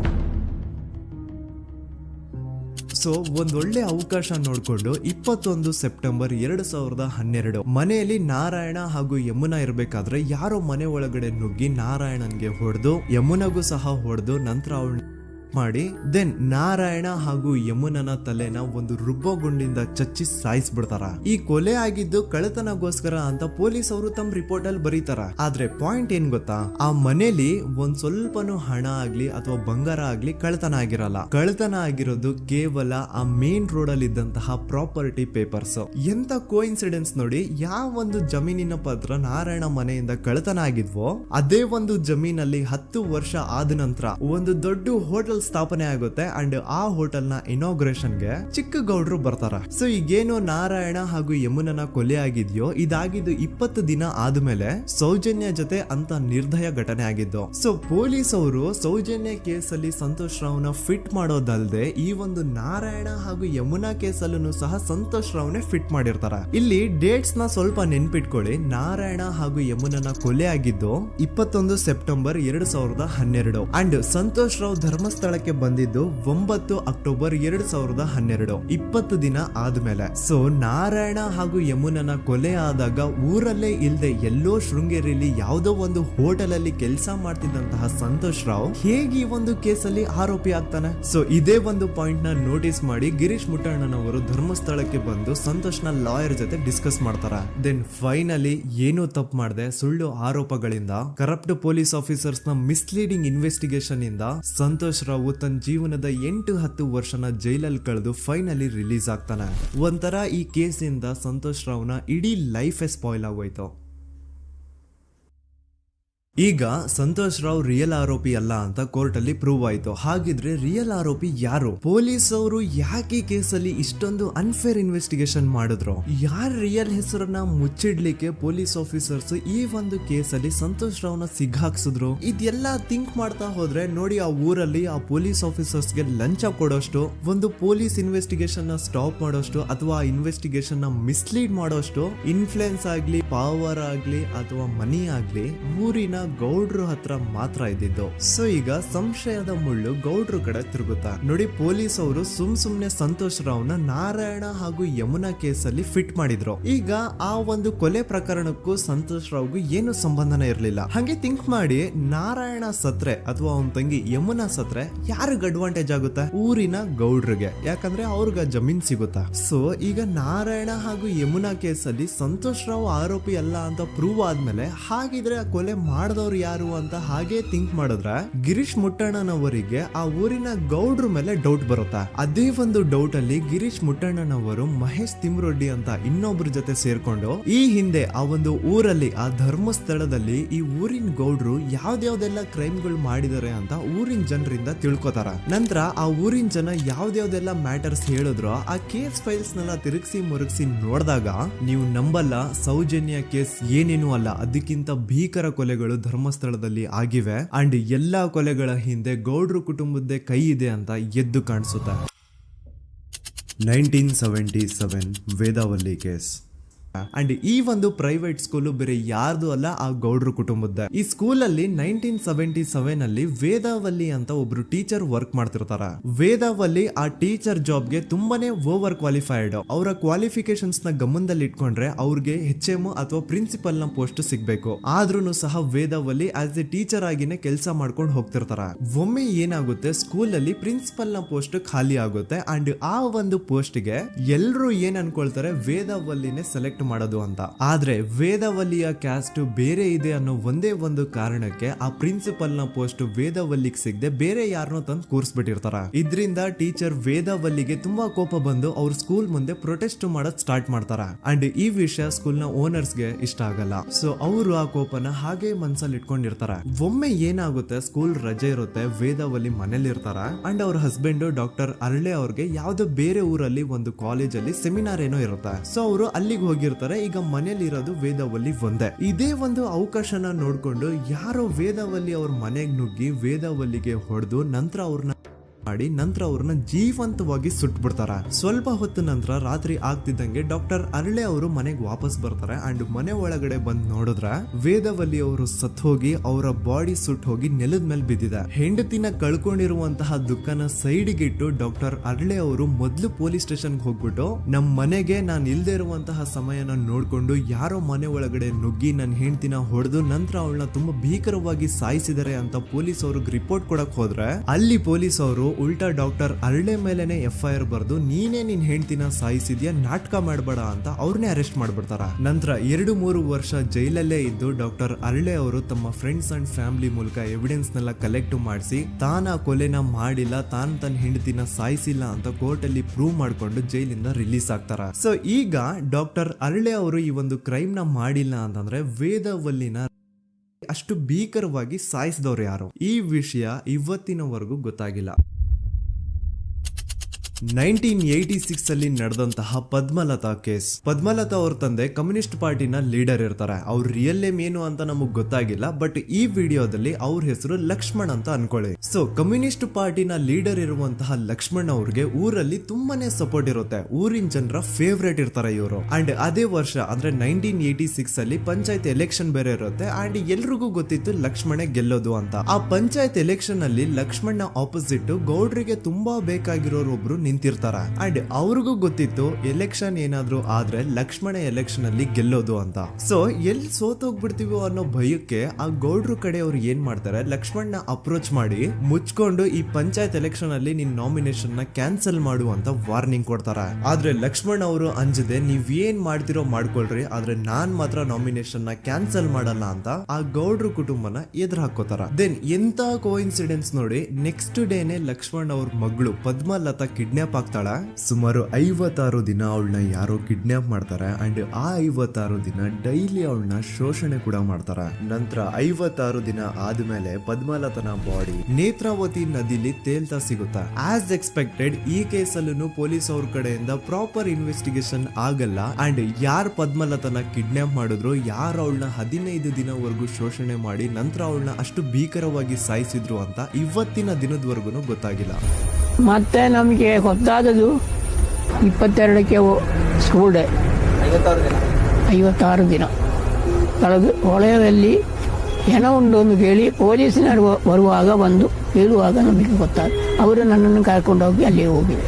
ಇನ್ನೊಂದು ಲಾಸ್ಟ್ ಕೇಸ್ ಇದೆ, ಇದು ಅರ್ಲಿ 2000 ಅಲ್ಲಿ ನಡೆದಿರೋದು. ಇವ್ರದ್ದು ಅಷ್ಟಾಗಿ ಡೀಟೇಲ್ಸ್ ನಾನು ಹೇಳಲ್ಲ, ಜಸ್ಟ್ ಮೇಲ್ ಹೇಳ್ತೀನಿ. 2000 ಇಸ್ವಿಯಲ್ಲಿ ಧರ್ಮಸ್ಥಳದಲ್ಲಿ 2 ಫಿನಾನ್ಸ್ ಬ್ಯಾಂಕ್ ಇರ್ತಾವೆ. ಒಂದು ಅಗೇನ್ ರಿಯಲ್ ನೇಮ್ ತಗೊಳ್ಳೋದು ಬೇಡ, ಲೈಕ್ ಜಸ್ಟ್ ಸಹಕಾರ ಗ್ರಾಮೀಣ ಬ್ಯಾಂಕ್ ಅನ್ಕೊಳ್ಳಿ. ಅಂಡ್ ಇನ್ನೊಂದು ಬಂದ್ಬಿಟ್ಟು ಫೈನಾನ್ಸ್ ಪ್ರೈವೇಟ್ ಲಿಮಿಟೆಡ್ ಬಂದು ಗೌಡ್ರು ಕುಟುಂಬ ಅವ್ರಿಗೆ ಸೇರಿದ್ದು. ಆ ಕಡೆ ಇವ್ರ ಆಪೋಸಿಟ್ ಏನದು ಗ್ರಾಮೀಣ ಬ್ಯಾಂಕ್ ಇತ್ತು, ಅದರಲ್ಲಿ ಒಬ್ಬ ಮ್ಯಾನೇಜರು ಬಡವ್ರಿಗೆ ಸಹಾಯ ಆಗ್ಲಿ ರೈತರಿಗೆ ಸಹಾಯ ಆಗ್ಲಿ ಅಂತ ತುಂಬಾ ಕಡಿಮೆ ಬಡ್ಡಿಗೆ ಲೋನ್ ಕೊಡ್ತಿರ್ತಾನೆ. ಇದರಿಂದಾಗಿ ಧರ್ಮಸ್ಥಳದಲ್ಲಿ ಆಲ್ಮೋಸ್ಟ್ ಎಲ್ಲಾ ಕಸ್ಟಮರ್ಸ್ ಆ ಗ್ರಾಮೀಣ ಬ್ಯಾಂಕ್ ಕಡೆಗೆ ಹೋಗ್ತಿರ್ತಾರೆ, ಪ್ರೈವೇಟ್ ಲಿಮಿಟೆಡ್ ಕಡೆಗೆ ಯಾರು ಬರ್ತಿರಲ್ಲ. ಇದರಿಂದ ಗೌಡ್ರಿಗೆ ಲಾಸ್ ಆಗ್ತಿರುತ್ತ. ಸೊ ಅವ್ರೇನ್ ಮಾಡ್ತಾರೆ, ಆ ಗ್ರಾಮೀಣ ಬ್ಯಾಂಕ್ ನ ಮ್ಯಾನೇಜರ್ ಏನಿದ್ನೋ ಅವನ್ಗೆ ಒಂದು ಸ್ವೀಟ್ ವಾರ್ನಿಂಗ್ ಕೊಡ್ತಾರ. ಮುಚ್ಕೊಂಡು ಇನ್ಮೇಲೆ ಇಂದ ನಿನ್ ಲೋನ್ಸ್ ಕೊಡೋದನ್ನ ನಿಲ್ಸ್ಬಿಡು, ಇನ್ ಕೇಸ್ ಲೋನ್ ಕೊಟ್ರು ನಾವ್ ಯಾವ ಇಂಟ್ರೆಸ್ಟ್ ರೇಟ್ ಗೆ ಲೋನ್ ನ ಕೊಡ್ತಾ ಇದೀವೋ ಅದೇ ರೇಟ್ ಗೆ ನೀನು ಕೊಡುವ ಅಂತ ಫೋರ್ಸ್ ಮಾಡ್ತಾರ. ಆದ್ರೆ ಆ ಗ್ರಾಮೀಣ ಬ್ಯಾಂಕ್ ನ ಮ್ಯಾನೇಜರ್ ಇದ್ಯಾವುದನ್ನು ಕಿವಿಗೆ ಹಾಕೊಳ್ಳಾರ್ದೆ ಅವನ್ ಕೆಲಸ ಅವ್ನ್ ಮಾಡ್ಕೊಂಡು ಹೋಗ್ತಾನ. ದೆನ್ ಸಡನ್ಲಿ ಒಂದು ದಿನ ಬ್ಯಾಂಕ್ ಮ್ಯಾನೇಜರ್ ನ ಹೆಂಡತಿನ ಮನೆ ಒಳಗಡೆನೆ ನುಗ್ಗಿ ಯಾರು ಮಾಡಿ ತುಂಬಾ ಭೀಕರವಾಗಿ ಸಾಯಿಸ್ಬಿಡ್ತಾರ. ಇದ್ರ ರಿಗಾರ್ಡಿಂಗ್ ಆ ಬ್ಯಾಂಕ್ ಮ್ಯಾನೇಜರ್ ಪೊಲೀಸ್ ಸ್ಟೇಷನ್ ಅಲ್ಲಿ ಕಂಪ್ಲೇಂಟ್ ಕೊಡಕ್ ಹೋದ್ರೆ ಪೊಲೀಸ್ ಅವರು ಉಲ್ಟಾ ಆ ಬ್ಯಾಂಕ್ ಮ್ಯಾನೇಜರ್ ಹೆಸರಲ್ಲೇ FIR ಬರ್ದು ನೀನೇ ನಿನ್ ಹೆಂಡತಿನ ಸಾಯಿಸಿದ್ಯಾ ಅಂತ ಅವನ್ನೇ ಅರೆಸ್ಟ್ ಮಾಡ್ಬಿಡ್ತಾರ. ನಂತರ 1-2-3 ವರ್ಷ ಆ ಬ್ಯಾಂಕ್ ಮ್ಯಾನೇಜರ್ ಜೈಲಲ್ಲಿ ಇರ್ತಾನೆ. ಅದಾದ್ಮೇಲೆ ಅವನ ಕ್ರೈಮ್ ನ ಮಾಡಿಲ್ಲ ಅಂತ ಕೋರ್ಟ್ ಅಲ್ಲಿ ಪ್ರೂವ್ ಆಗುತ್ತೆ. ಆದ್ರೆ ರಿಯಲ್ ಕ್ರೈಮ್ ಮಾಡಿದವರು ಯಾರು ಅಂತ still it's A question mark. And ಇನ್ನೊಂದು ನಾರಾಯಣ ಅಂಡ್ ಯಮುನಾ ಕೇಸ್ ಬಗ್ಗೆ ಅಂತೂ ನಾನು ಆಗ್ಲೇ ನಿಮ್ಗೆ ಎಕ್ಸ್ಪ್ಲೇನ್ ಮಾಡಿದೆ. ಸೊ ಎಂತ ಕೋಇನ್ಸಿಡೆಂಟ್ಸ್ ಗಳು ನೋಡಿ, ಯಾರೆಲ್ಲ ಆ ಧರ್ಮಸ್ಥಳದಲ್ಲಿ ಗೌಡ್ರು ಕುಟುಂಬನ ಎದುರಾಕೊಂಡಿದಾರೋ ಅವ್ರ ಜೀವನದಲ್ಲಿ ಏನೋ ಒಂದು ತುಂಬಾ ದೊಡ್ಡ ದುರಂತ ನಡೆದು ಹೋಗುತ್ತಾ. ಅಂಡ್ ಸರ್ಪ್ರೈಸಿಂಗ್ಲಿ ಅವ್ರ ಕೇಸಲ್ಲಿ ಪೊಲೀಸ್ ಅವ್ರ ಕಡೆಯಿಂದ ಪ್ರಾಪರ್ ಇನ್ವೆಸ್ಟಿಗೇಷನ್ ಆಗಲ್ಲ. ಅಂಡ್ ಯಾರ ಕ್ರೈಮ್ ನ ಮಾಡಿದ್ರು ಅಂತ ಯಾವತ್ತೂ ಹೊರಗ್ ಬರೋದೇ ಇಲ್ಲ. ಸೊ ಈ ಗೌಡ್ರು ಕುಟುಂಬದವರು ಧರ್ಮಸ್ಥಳದಲ್ಲಿ ಬೇಜನ್ ಕರ್ಮಕಾಂಡಗಳನ್ನ ಮಾಡಿದ್ದಾರೆ. ಅಂಡ್ ಅವ್ರ ಪವರ್ ಅಂಡ್ ಅವ್ರಿಗಿರುವಂತಹ ಇನ್ಫ್ಲೂಯೆನ್ಸ್ ಇಂದ ಆ ಎಲ್ಲಾ ಕೇಸ್ ನ ಮುಚ್ಚಾಕಿದ್ದಾರೆ ಅಂತ ಮಹೇಶ್ ಹಾಗೂ ಗಿರೀಶ್ ಮುಟ್ಟಣ್ಣನವರ ಹೇಳಿಕೆ ಆಗಿದೆ. ಸೊ ಗೌಡ್ರು ಫ್ಯಾಮಿಲಿನ ಟ್ರ್ಯಾಕ್ ರೆಕಾರ್ಡ್ ನೋಡಿದ್ರೆ ಧರ್ಮಸ್ಥಳದಲ್ಲಿ ಒಂದು ಹುಡುಗಿನ ರೇಪ್ ಅಂಡ್ ಮರ್ಡರ್ ಮಾಡಿ ದೆನ್ ಪೊಲೀಸ್ ಅವ್ರಿಗೆ ಲಂಚ ಕೊಟ್ಟು ಇನ್ವೆಸ್ಟಿಗೇಷನ್ ನ ಮಿಸ್ಲೀಡ್ ಮಾಡೋಷ್ಟು ಪವರ್ ಇನ್ಫ್ಲೂಯೆನ್ಸ್ ಈ ಗೌಡ್ರು ಕುಟುಂಬಕ್ಕೆ ಮಾತ್ರ ಇರೋದು. ಈಗ ಸಂತೋಷ್ ರಾವ್ ಅಂತೂ ಸೌಜನ್ಯ ಕೇಸಲ್ಲಿ ಆರೋಪಿ ಅಲ್ಲ ಅಂತ ಪ್ರೂವ್ ಆಯ್ತು. ಹಾಗಿದ್ರೆ ರಿಯಲ್ ಆರೋಪಿ ಯಾರು? ನೆನಪು ಮಾಡ್ಕೊಳ್ಳಿ, 11 ಅಕ್ಟೋಬರ್ 2012 ಸಂಜೆ 5 ಗಂಟೆ ಹಾಗೆ ಬಾಹುಬಲಿ ಬೆಟ್ಟದಲ್ಲಿ ಸಂತೋಷ್ ರಾವ್ ತನ್ನ ಪಾಡಿಗೆ ತಾನು ಸೀನರೀಸ್ ನ ಎಂಜಾಯ್ ಮಾಡ್ಕೊಂಡು ಸುಮ್ನೆ ಕೂತಿರ್ಬೇಕಾದ್ರೆ ಅವನ ಹತ್ರ 5 ಜನ ಕಿಡಿಗೇಡಿಗಳು ಬಂದು ಜಗಳ ತೆಗಿತಾರ. ಆ 5 ಜನ ಕಿಡಿಗೇಡಿಗಳು ಯಾರು ಅಂತ ನಾನು ಇಲ್ಲಿವರೆಗೂ ನಿಮ್ಗೆ ಹೇಳಿಲ್ಲ. ಸೊ ಅವರು ಬೇರೆ ಯಾರು ಅಲ್ಲ, ಚಿಕ್ಕ ಗೌಡ್ರು ಮಗ ನಿಶಾಂತ್ ಜೈನ್ ನ ವೆರಿ ಕ್ಲೋಸ್ ಫ್ರೆಂಡ್ಸ್. ಅವ್ರು ದಣಿ ಮಾಡಿರುವಂತಹ ಕ್ರೈಮ್ ಅಲ್ಲಿ ಬೇರೆ ಯಾರನ್ನಾದ್ರೂ ಸಿಗಿಸ್ಬೇಕಲ್ಲ ಅಂತ ಇವ್ರು ಬಕ್ರ ಹುಡುಕ್ತಾ ಇರ್ಬೇಕಾದ್ರೆ ಆಗ ಇವ್ರಿಗೆ ಸಿಗೋದೆ ಸಂತೋಷ್ ರಾವ್. ಅಗೇನ್ ಇನ್ನೊಂದು ಎಂತ ಕೋಇನ್ಸಿಡೆನ್ಸ್ ನೋಡಿ, ಸಂತೋಷ್ ರಾವ್ ಸೌಜನ್ಯ ಕೇಸಲ್ಲಿ ಅರೆಸ್ಟ್ ಆದ ನಂತರ ಚಿಕ್ಕ ಗೌಡ್ರು ಮಗ ನಿಶಾಂತ್ ಜೈನ್ ದೇಶನೇ ಬಿಟ್ಟು ಹೋಗ್ಬಿಡ್ತಾನ. ಈ ಕೇಸಲ್ಲಿ ಚಿಕ್ಕ ಗೌಡ್ರು ಮಗ ಇನ್ವಾಲ್ವ್ಮೆಂಟ್ ಇದೆ ಅಂತ ಯಾರಿಗೂ ಡೌಟೇ ಬರ್ತಾ ಇರ್ಲಿಲ್ಲ. ಡೌಟ್ ಯಾವಾಗ ಬಂತು ಅಂದ್ರೆ ಆ 5 ಜನ ಕಿಡಿಗೇಡಿಗಳು ಯಾರು ಸಂತೋಷ್ನ ಈ ಒಂದು ಕೇಸಲ್ಲಿ ಸಿಗಾಕ್ಸಿದ್ರು ಆ 5 ಜನರಲ್ಲಿ ಒಬ್ಬ ರವಿ ಪೂಜಾರಿ ಅಂತಾನು ಇರ್ತಾನೆ. ಅವನ್ಗೆ ತಾನು ತಪ್ಪು ಮಾಡಿದೀನಿ ಅಂತ ಗಿಲ್ಟ್ ಕಾಡುತ್ತೋ ಅಥವಾ ಬೇರೆ ಏನೋ ಗೊತ್ತಿಲ್ಲ, ಆದ್ರೆ ಅವನೇ ಸ್ವತಃ ಪೊಲೀಸ್ ಅವ್ರ ಹತ್ರ ಹೋಗ್ಬಿಟ್ಟು ಸೌಜನ್ಯ ಕೇಸಲ್ಲಿ ನಿಜವಾದ ಆರೋಪಿ ಸಂತೋಷ್ ಅಲ್ಲ ಕಂಡ್ರು, ಅವನ್ನ ಸುಮ್ನೆ ಸಿಗಾಕ್ಸಿರೋದಷ್ಟೇ, ನಿಜವಾದ ಆರೋಪಿಗಳು ಚಿಕ್ಕ ಗೌಡ್ರು ಮಗ ನಿಶಾಂತ್ ಜೈನ್ ಅಂಡ್ ಅವನ್ ಫ್ರೆಂಡ್ಸ್ ಸೂರಜ್, ಕಿರಣ್ ಅಂಡ್ ಕಣ್ಮಣಿ ಅಂತ. ಈ ಎಲ್ಲಾ ವಿಷಯನ ರವಿ ಪೂಜಾರಿ ಪೊಲೀಸ್ ಅವ್ರಿಗೆ ತಿಳಿಸ್ತಾನೆ. ಅಗೇನ್ ಎಂತ ಒಂದು ಕೋಇನ್ಸಿಡೆನ್ಸ್ ನೋಡಿ, ಈ ವಿಷಯಗಳನ್ನ ಊರಿನ ಜನರು ಮುಂದೆ ಹೇಳಿದಂತಹ ರವಿ ಪೂಜಾರಿ ಆಕಸ್ಮಿಕವಾಗಿ ಸತ್ತು ಹೋಗ್ಬಿಡ್ತಾನೆ. ಇವನು ಹೇಳಿದ್ದು ನಿಜ ಅಂತ ಜನರಿಗೆ ಯಾವಾಗ ಕನ್ಫರ್ಮ್ ಆಗುತ್ತೆ ಅಂದ್ರೆ ಸೌಜನ್ಯಗೆ ತುಂಬಾ ಹತ್ರವಾದವ್ರು ಒಬ್ರು ಯಶೋಧ ಅನ್ನೋರು ಕೋರ್ಟ್ ಅಲ್ಲಿ ಬಂದ್ಬಿಟ್ಟು ಸೌಜನ್ಯ ಕೊಲೆ ಆಗಿದ್ದ ದಿನ ಆ ಒಂದು ಸ್ಪಾಟ್ ಅಲ್ಲಿ ನಾನು ಈ 3 ಜನರನ್ನ ನೋಡಿದ್ದೆ ಅಂತ ಸಾಕ್ಷಿ ಹೇಳ್ತಾರೆ. ಈಗ ಎಲ್ಲಾ ಡಾಟ್ಸ್ ನ ಕನೆಕ್ಟ್ ಮಾಡ್ತಾ ಹೋದ್ರೆ ಸೌಜನ್ಯ ಕೇಸ್ ಒಂದೇ ಅಲ್ಲ, ನಾರಾಯಣ ಹಾಗೂ ಯಮುನಾ ಕೇಸಲ್ಲೂ, ವೇದವಲ್ಲಿ ಕೇಸಲ್ಲೂ, ಆ ಬ್ಯಾಂಕ್ ಮ್ಯಾನೇಜರ್ ನ ಕೇಸಲ್ಲೂ ಹಾಗೂ ಪದ್ಮಲತಾ ಕೇಸಲ್ಲೂ ಸೀದಾ ಡೈರೆಕ್ಟ್ ಡೌಟ್ ಬರೋದೆ ಊರಿನ ಗೌಡ್ರ ಮೇಲೆ. I really want to appreciate Kudla rampage YouTube channel, third eye YouTube channel, Girish ಮುಟ್ಟಣ್ಣನವರು ಸರ್ ಹಾಗೂ ಮಹೇಶ್ ಅವರು ಅಂಡ್ ಆಲ್ ಅದರ್ಸ್. ಇವರ ಕಾನ್ಸ್ಟೆಂಟ್ ಎಫರ್ಟ್ಸ್ ಇಂದಾನೆ ಸತ್ಯ ಏನಂತ 1 by 1 ಹೊರಗೆ ಬರ್ತಿದೆ and they are trying their level best to catch real criminals. At present Sowjanya case ಬಗ್ಗೆ ಅಪ್ಡೇಟ್ ಏನು ಅಂತಂದ್ರೆ ಹೈಕೋರ್ಟ್ ವರೆಗೂ ಈ ಒಂದು ಕೇಸ್ ಹೋಗಿದೆ ಅಂಡ್ ಈ ಕೇಸ್ ಅಲ್ಲಿ ಈಗ ಇನ್ನೊಮ್ಮೆ ಮತ್ತೆ ಫ್ರೆಶ್ ಆಗಿ ರೀಇನ್ವೆಸ್ಟಿಗೇಷನ್ ಸ್ಟಾರ್ಟ್ ಆಗಬೇಕು ಅಂತ ಹೋರಾಟ ನಡೀತಿದೆ. ಸುದೂತ ಪ್ರಜೆಗಳೇ, ಇದಾಗಿತ್ತು ಸೌಜನ್ಯ ಕೇಸ್ ಬಗ್ಗೆ ನಮ್ಮ ಒಂದು ಡೀಟೇಲ್ಡ್ ವಿಡಿಯೋ. ಈ ವಿಡಿಯೋದಲ್ಲಿ ನನ್ನಿಂದ ಎಲ್ಲಾದ್ರೂ ಏನಾದ್ರೂ ಚಿಕ್ಕ ಪುಟ್ಟ ಇನ್ಫಾರ್ಮೇಶನ್ ಮಿಸ್ ಆಗಿದ್ರೆ ಅಥವಾ ಮಿಸ್ಟೇಕ್ ಆಗಿದ್ರೆ ಅದನ್ನ ದಯವಿಟ್ಟು ಕಮೆಂಟ್ ಸೆಕ್ಷನ್ ಅಲ್ಲಿ ಹೈಲೈಟ್ ಮಾಡಿ. ಈ ವಿಡಿಯೋ ಯಾವಾಗ ಯೂಟ್ಯೂಬ್ ಇಂದ ಡಿಲೀಟ್ ಆಗುತ್ತೋ ನನ್ಗಂತೂ ಗೊತ್ತಿಲ್ಲ. ಸೊ ಪ್ಲೀಸ್ ಆದಷ್ಟು ಬೇಗ ಇದನ್ನ ಎಲ್ಲಾ ಕಡೆ ಶೇರ್ ಮಾಡಿ. ಓಕೆ ಪ್ರಜೆಗಳೇ, ಇವತ್ತಿಗಿಷ್ಟು ಸಾಕು ಅನ್ಕೊಳ್ತೀನಿ. ನಾನು ನಿಮ್ಮ ದೂತ ಸಮೀರ್ MD. ಮತ್ತೆ ಸಿಗ್ತೀನಿ ನೆಕ್ಸ್ಟ್ ವಿಡಿಯೋದಲ್ಲಿ.